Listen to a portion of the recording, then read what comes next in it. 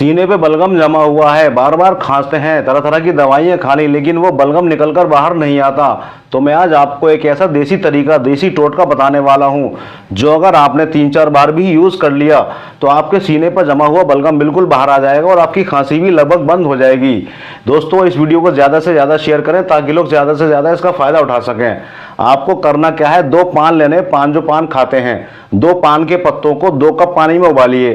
तब तक उबालना है जब तक कि पानी 1 कप न रह जाए और उसे चाय की तरह सिप करके पीना है।